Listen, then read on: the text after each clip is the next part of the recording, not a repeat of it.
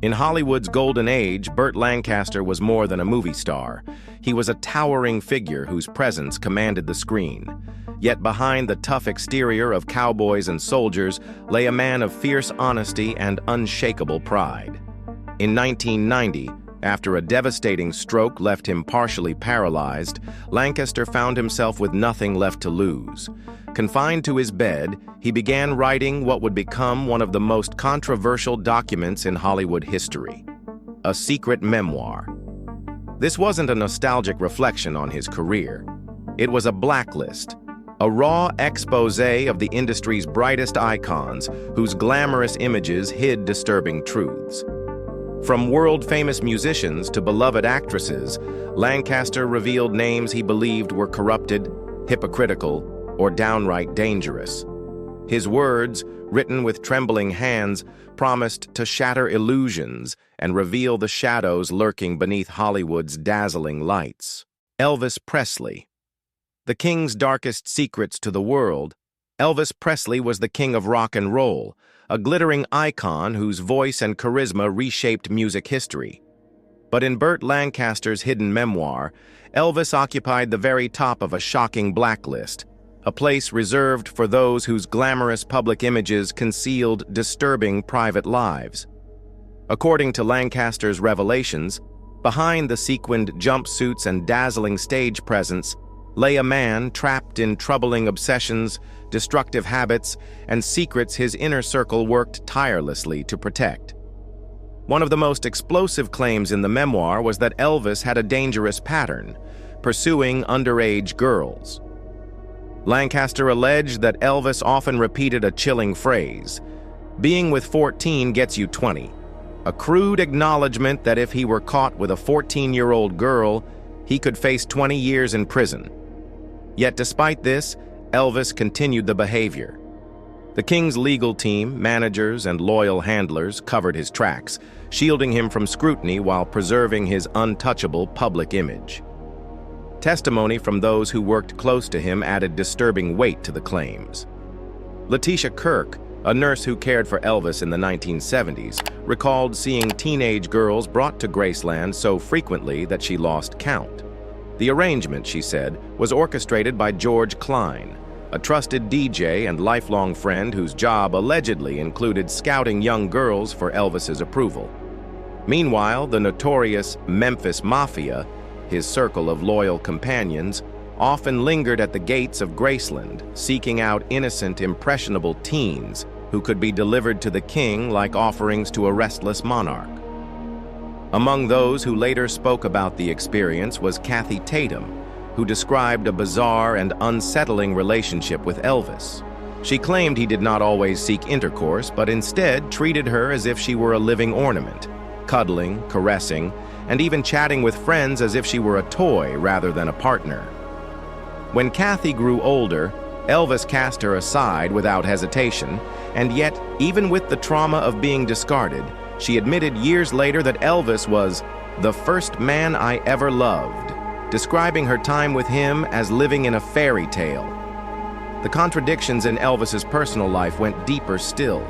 His obsession with his mother, Gladys, shaped his relationships with women.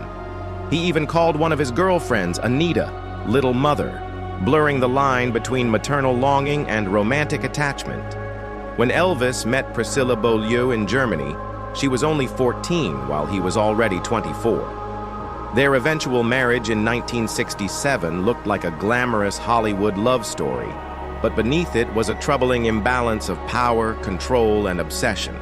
Burt Lancaster's memoir suggests that Elvis Presley was both victim and predator, a man adored by millions, yet tormented by private demons he could never escape. His world was a paradox, adored on stage, but consumed by secrecy and psychological shadows in private. If his music made him immortal, these revelations risk shattering the myth of the king, forcing us to ask whether the Elvis we worshipped was ever real, or only the carefully manufactured illusion his empire wanted us to see. Marilyn Monroe, Hollywood's goddess, or mafia's secret weapon? Marilyn Monroe is remembered as the ultimate symbol of beauty, innocence, and sensuality. a silver screen goddess whose smile lit up the world. But according to Burt Lancaster's hidden memoir, her story may not have been as simple as Hollywood wanted us to believe. Behind the dazzling dresses and platinum curls, Monroe was entangled in something far more dangerous: the shadowy world of organized crime. Lancaster claimed that Monroe was introduced to the mafia through none other than Frank Sinatra, the legendary crooner with notorious underworld ties. Sinatra, with his deep connections to mob bosses, became the bridge that pulled Marilyn into a darker reality. She was carefully molded into a weapon of seduction, her hair dyed, her appearance perfected through plastic surgery, her every gesture trained to captivate. To the world, she was an icon. To the mafia, she was an asset. Marilyn allegedly used her irresistible charm not just to entertain audiences, but to manipulate some of the most powerful men in America. From President John F. Kennedy to his brother, Attorney General Robert Kennedy, Monroe's affairs were more than just tabloid headlines. Lancaster's memoir suggested these relationships were orchestrated, designed to extract secrets from men who ruled the nation. Then came her death, officially declared a suicide by sleeping pill overdose on August 5, 1962. But alternative theories refused to die. Some claim Marilyn was silenced because she knew too much. Her life ended not by her own hand, but by a lethal drug injection designed to leave no trace. Her fragile image may have been nothing more than a mask for high-level power games, sex for secrets exchanges, and mafia plots hidden in plain sight. So, was Marilyn Monroe truly a tragic star destroyed by fame, or a cunning pawn in one of history's most dangerous games? Lancaster's words force us to reconsider. Perhaps the Hollywood goddess was not just a victim of her own demons, but also a casualty of secrets too explosive to remain alive. Audrey Hepburn, The Secret Heartbreaks. Behind a perfect smile to the public, Audrey Hepburn was the epitome of grace, an elegant star whose kindness and beauty seemed untouched by scandal. Her image, immortalized in Breakfast at Tiffany's and Roman Holiday, became a symbol of innocence and sophistication. But according to Burt Lancaster's hidden memoir, Audrey's private life told a different story, one filled with longing, heartbreak, and quiet struggles that clashed with her flawless reputation. Her first great affair came during the filming of Sabrina in 1954, when Audrey worked alongside William Holden. Their chemistry was undeniable, and the two fell passionately in love, even though Holden was married and Audrey was engaged to businessman James Hansen.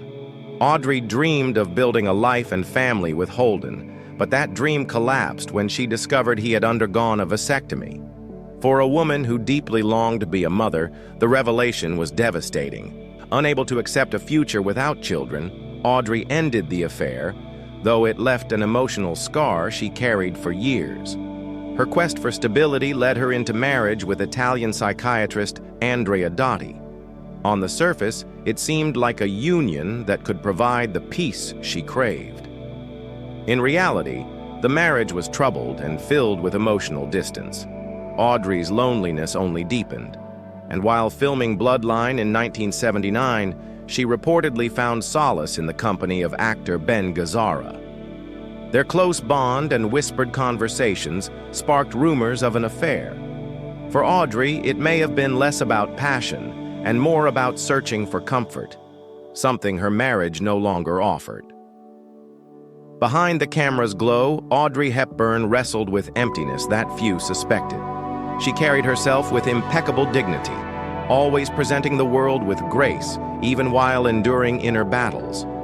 Lancaster's memoir painted her not as a scandalous figure, but as a woman torn between her desire for love, her longing for family, and the painful compromises of fame.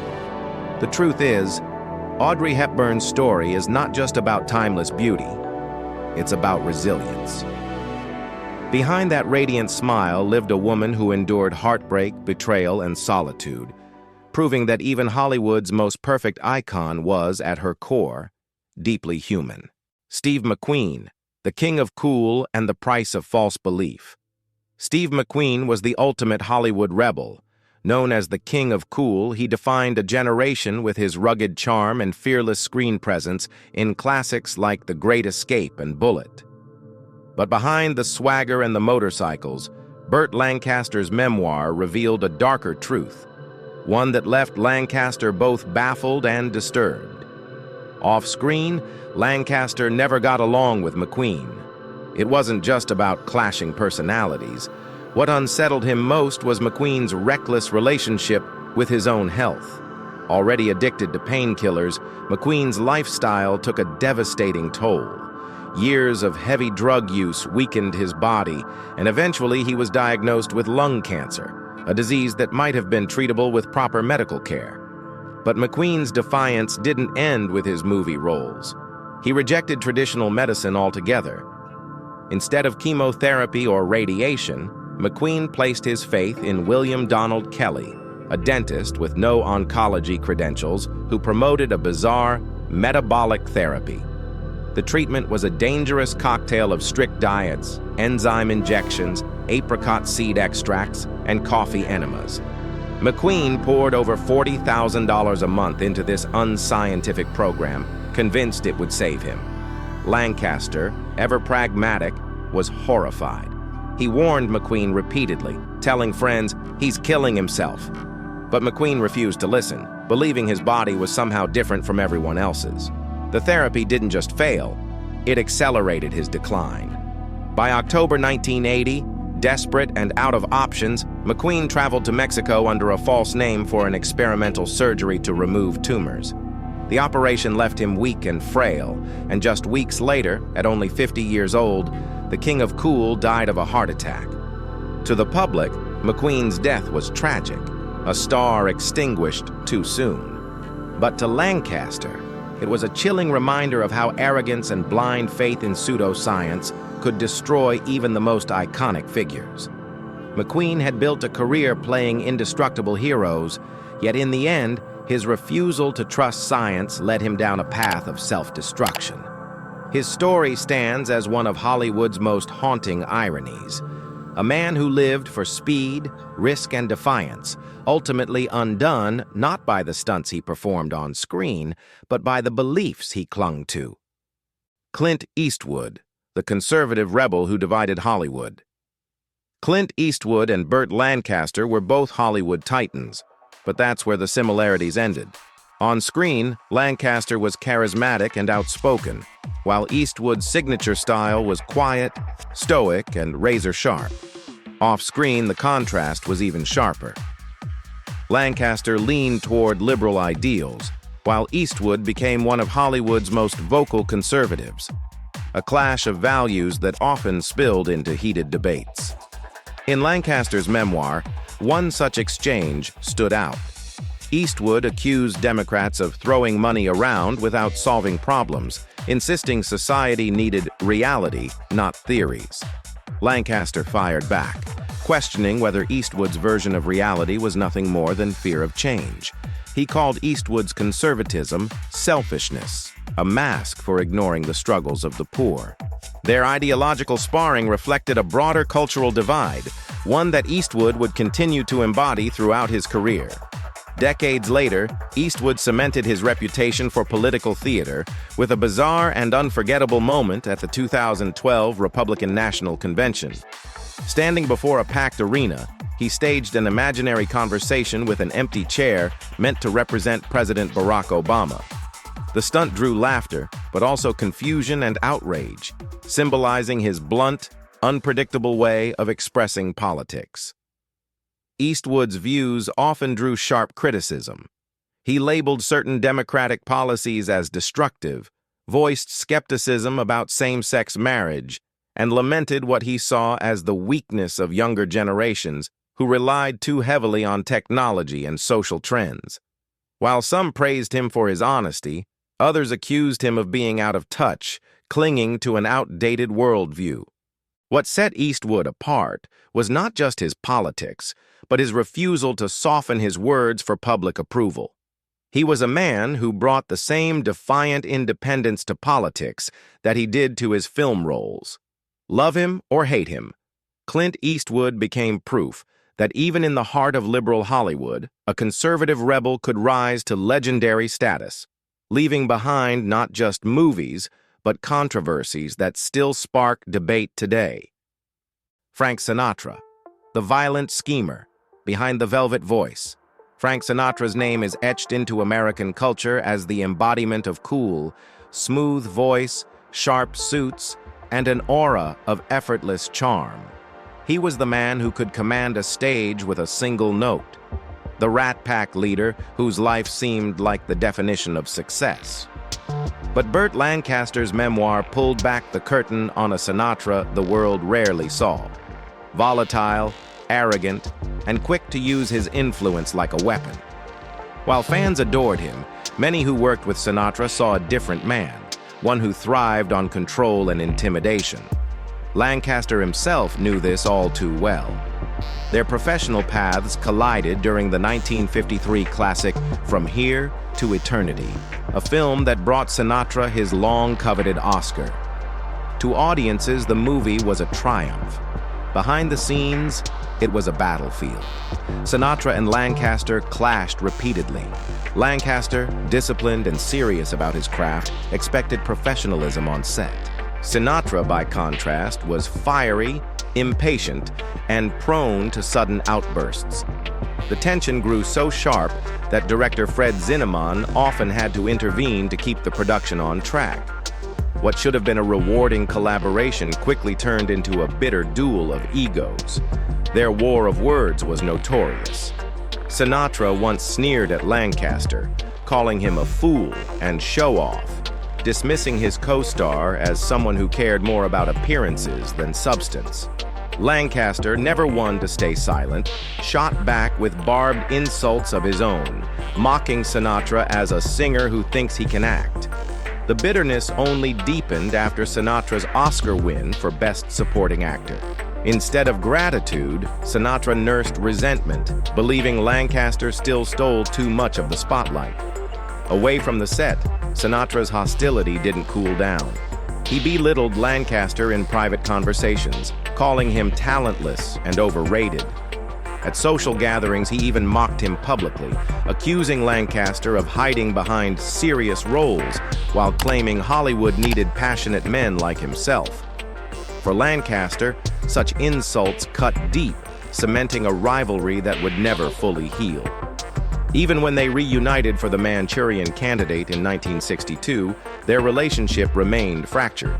The professionalism demanded by Hollywood forced them back together, but the camaraderie audiences might have imagined never existed. To Lancaster, Sinatra was more than just a rival.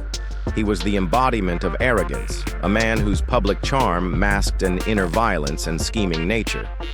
Yet Sinatra's contradictions were precisely what made him both admired and feared. He could croon about love and longing in one breath, then unleash rage in the next. He cultivated loyalty in his circle, but carried grudges like loaded weapons. Lancaster's account stripped away the glamour, revealing not the velvet-voiced crooner, but a calculating operator who used charisma as a smokescreen for aggression. In the end, Sinatra may have been a cultural icon, but in Lancaster's eyes, he was also a cautionary tale, proof that power and charm, when unchecked, can turn into arrogance and cruelty. Behind the velvet voice was a schemer, and behind the legend, a man feared as much as he was adored. Kirk Douglas. Hollywood's fearless star or on-set tyrant? Kirk Douglas was one of Hollywood's brightest names, a legend whose career stretched across 7 decades. With his square jaw, blazing intensity, and unforgettable roles in Spartacus and Paths of Glory, he came to embody strength and determination on screen. Yet according to Burt Lancaster's secret memoir, the man behind the legend was far more complicated, domineering, aggressive, and at times a nightmare to work with. Douglas's presence on set could be suffocating. Colleagues described him as a tyrant, someone who thrived on control and intimidation. He often humiliated crew members and co-stars publicly, trampling on their dignity to assert his dominance. What should have been a creative environment frequently turned toxic, charged with Douglas's volatile temper and overbearing demands. Lancaster knew this side of Douglas better than most. During the making of Gunfight at the OK Corral in 1957, he endured Douglas's relentless bullying firsthand. Instead of partnership, their collaboration was marked by manipulation and hostility. Douglas belittled Lancaster, dismissed his contributions, and sought to control every aspect of the production. For Lancaster, who prided himself on discipline and professionalism, it was a suffocating experience.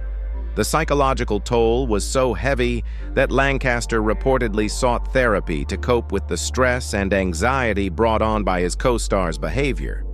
Yet even a man as fierce as Douglas revealed cracks in his armor. At a 1957 public event, Lancaster teasingly joked about Douglas wearing shoe lifts, a playful jab that unexpectedly reduced the tough actor to tears in front of fans. It was a rare glimpse of vulnerability in a man otherwise seen as unbreakable, and it stunned the audience. Ironically, the incident drew criticism not toward Douglas, but toward Lancaster, who was accused of going too far. Douglas's darker legacy didn't end with professional clashes. In 2018, actress Susan Bernard accused him of sexually harassing her in 1958 when she was just 18. Though the allegations stirred outrage, Douglas never publicly confirmed or denied them, leaving a shadow over his reputation. And yet, with age, time softened the rivalry. In 1986, Douglas and Lancaster reunited for Tough Guys, their final on-screen collaboration. Though their earlier battles left scars, the two legends found a fragile reconciliation, closing their story with mutual respect. For Lancaster, Douglas represented both the brilliance and brutality of Hollywood, a man of unmatched talent, but also a reminder that behind the glamour, tyranny often reigned. Natalie Wood, beauty, deception, and a death wrapped in mystery. Natalie Wood was one of Hollywood's most radiant stars, adored for her performances in West Side Story and Rebel Without a Cause. With her delicate features and captivating presence, she appeared to embody innocence and vulnerability. But according to Burt Lancaster's secret memoir, that image was only half the story. Behind the beauty, Lancaster suggested, was a woman dangerously skilled in manipulation, a master of using charm and cunning to get what she wanted. On film sets, Natalie was known not just for her talent, but for her ability to control situations in ways few dared to challenge. Lancaster recalled one striking example, a staged fainting spell, carefully orchestrated to remove a co-star she disliked. To others, it looked like fragility. To Lancaster, it was proof of her manipulative power. With one calculated move, she reshaped the production to her advantage. The result was an atmosphere of fear and tension. Cast and crew never knew when her delicate smile would turn into a weapon, or when her apparent vulnerability would be used as leverage. Lancaster hinted that beneath the surface, Natalie's life was less about being swept along by fate and more about carefully pulling the strings around her. Then came 1981, the year of her tragic death. Official reports ruled it an accidental drowning off the coast of Catalina Island, but Lancaster's reflections painted a darker possibility. He believed her end was not a simple accident at sea, but the inevitable consequence of years spent weaving webs of deceit. The sea hid her sins, he suggested, implying that her manipulations had finally caught up with her. Whether seen as a victim of tragic circumstances or as a master manipulator undone by her own games, Natalie Wood's story remains one of Hollywood's most haunting mysteries. Her beauty was undeniable, her talent unforgettable. But in Lancaster's eyes, her greatest role was the one she played off-screen. Elizabeth Taylor, the Cleopatra who ruled on and off the set. Elizabeth Taylor was more than a movie star. She was Hollywood royalty. With her violet eyes, magnetic beauty, and commanding presence, she captivated audiences across the globe. Yet Burt Lancaster's memoir suggested that Taylor's reign wasn't just about talent or glamour. It was about power and the willingness to use it. The most infamous example came during the troubled 1962 production of Cleopatra. The film, already drowning in scandal and over budget, was thrown into chaos when Taylor unleashed one of her legendary tantrums. Lancaster recalled that she halted the shoot for an astonishing 14 hours, holding up an entire cast and crew. In a fit of rage, she even hurled a glass of wine at the director, a gesture that perfectly captured her ability to dominate any room she entered. For Taylor, control was not a request, it was a demand. But her manipulations extended far beyond film sets. Taylor's personal life became a series of strategic moves that blurred the line between passion and ambition. Her marriages were not only matters of the heart, but also instruments of influence. With producer Mike Todd, she secured financial stability. With Richard Burton, she built a power couple that turned headlines into leverage, their fiery love affair fueling both their fame and fortunes. To Lancaster, Taylor was less the helpless ingenue the public adored and more a calculating empress who mastered the art of bending men and entire productions to her will. Wealth, influence, and control were as much her legacy as her unforgettable performances. Elizabeth Taylor may be remembered as Cleopatra on the screen, but according to Lancaster, she also played the role in real life, ruling her world through beauty, charm, and an unshakable command of power. Errol Flynn, the Predator. Behind the pirate's mask. On screen, Errol Flynn was the very picture of adventure. With his sword in hand and a devil-may-care grin, he defined the swashbuckling hero in classics like Captain Blood and The Adventures of Robin Hood. Audiences adored him as the charming rogue who fought with courage and lived with passion. But Burt Lancaster's memoir stripped away the Hollywood facade, revealing a man whose private life was anything but heroic.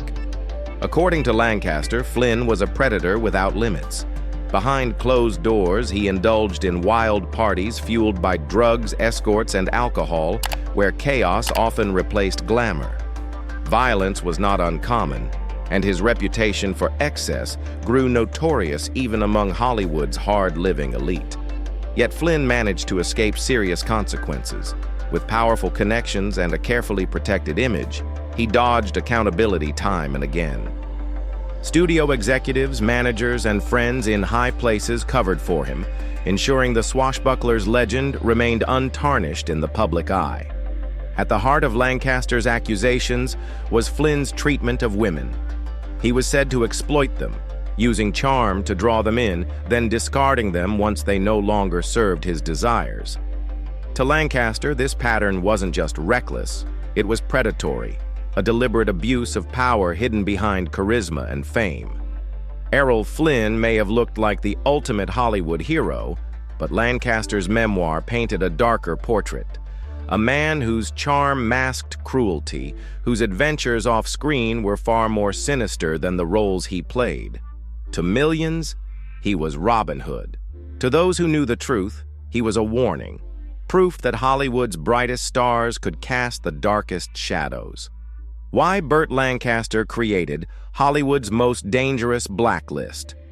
Burt Lancaster was known to audiences as a man of steel, heroes, rebels, and cowboys who never bent under pressure. But behind the roles was someone equally uncompromising in real life. When Hollywood looked the other way, Lancaster stared straight into its shadows. His decision to create a blacklist wasn't born out of gossip or pettiness. It was rooted in a deep sense of justice, a refusal to let deceit and corruption go unchallenged. By nature, Lancaster was a man of contradictions. Friends remembered him as loyal and generous, a pillar of support when they needed him most. Yet he was also stubborn, easily wounded, and highly sensitive. One careless word could turn him cold, even cause him to cut ties without warning. This volatility made his relationships fragile. but it also made his convictions unshakable. To Lancaster, honesty wasn't negotiable. He was famously blunt, sometimes brutally so, and unafraid of confrontation. If someone betrayed him, disrespected the craft, or lived in hypocrisy, he didn't hesitate to call them out. The blacklist he compiled was not a rumor mill, it was a ledger of broken promises, bitter conflicts, and names of people he believed embodied the ugliest sides of Hollywood. Some were former friends who had crossed a line, others were stars he saw as dangerous frauds, hiding behind fame while poisoning the industry from within. What set Lancaster apart was his willingness to challenge the system itself. Hollywood thrived on silence, on covering up scandals to protect profit and power. Lancaster chose the opposite path. He was prepared to risk his reputation, even his career, if it meant exposing the truth. His blacklist was his weapon, a declaration that he would not be complicit in preserving the false perfection the studios sold to the world. For Lancaster, it wasn't about revenge. It was about integrity. In a town built on illusions, he wanted to leave something real behind, proof that not every star bowed to Hollywood's machinery. Whether admired or hated, Lancaster's defiance cemented his legacy as more than a legend of the screen. He became a rare figure who dared to hold the powerful accountable, no matter the cost. For decades, Burt Lancaster's memoir was locked away, hidden from the public eye. The question is, why? If it were merely the recollections of a fading movie star, Hollywood would have had nothing to fear. But Lancaster's writings were more than personal memories. They were an indictment of an entire system, exposing the schemes of industry moguls, the manipulation of careers, and the corruption that thrived behind the glamorous facade. To release it during his lifetime would have been an act of war against Hollywood itself. In his pages, Lancaster revealed a reality far removed from the posters and premieres. Hollywood was not a dream factory. It was a machine of control, where backroom deals determined who rose and who fell. Careers were bought and sold. Stars were polished into icons while their private suffering was buried. To the public, the spotlight meant perfection. To Lancaster, it meant deception, heartbreak, and silence. What makes the memoir so haunting is Lancaster's confession of his own complicity. For years, he stayed quiet, choosing survival over truth. But as death approached, his resolve hardened. "Now that death is near, I must tell the truth no matter how filthy it is," he wrote. It was a final act of defiance, an attempt to leave behind not just movies, but honesty, a voice unafraid to confront the rot beneath the glitter. Today, Lancaster's blacklist remains one of Hollywood's greatest mysteries, a puzzle that fans and historians still try to piece together. But beyond the scandals and the names, his story leaves us with a lesson. That power without accountability always breeds corruption, and that silence in the face of wrongdoing is its own form of complicity. For viewers, the memoir challenges us to look past the bright lights and question the stories we're told. Not just about Hollywood, but about any system built on image and control. Lancaster's courage reminds us that truth, however uncomfortable, has the power to outlast even the brightest of stars.